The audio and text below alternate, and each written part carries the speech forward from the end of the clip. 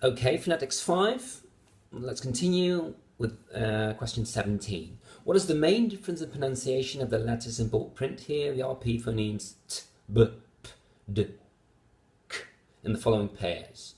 Well, what can you say about the first pair there? The first P in pool needs aspiration. Its initial ptk is followed by aspiration. If there is a preceding S, there's no aspiration. So the next one, spool, there's no aspiration. So your answer is aspiration versus no aspiration here. Number 2, crib. The B is finally divorced.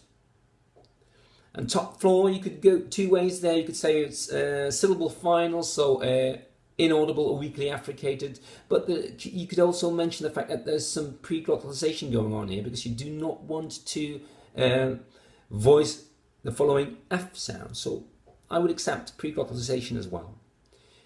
Number 3, rather, red. Well, the first D, of course, is in between voiced sounds, so it's fully voiced. And the other one is final, so it's finally devoiced. An option, the first P there is incomplete plosive, because the P and the T are in the same cluster. They're both plosives, so the release of the P is not really happening, so it's incomplete plosive. Option there, again, you could mention the fact that it's syllable final, inaudible maybe, weakly affricated, but you could also mention the fact that there's some pre-glottalization going on, because of the fact that you do not want to voice the following sound, which is sh. So I would accept that too, pre-glottalization. Okay. 18. What is the main difference between the manner of articulation of RP z in initial and medial position?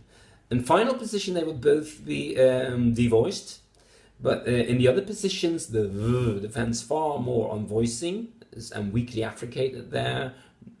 So voice is important, and for the z, it depends more on the friction, on the narrowing you cause, the friction going on there, and less on voicing. So that's your answer here. V depends more on voicing, and z depends more on friction. What is meant by syllabic sonorant? Give an example. Well, it's a sonorant, for example, an n or a l, that can exist as a syllable on its own without the need of a vowel.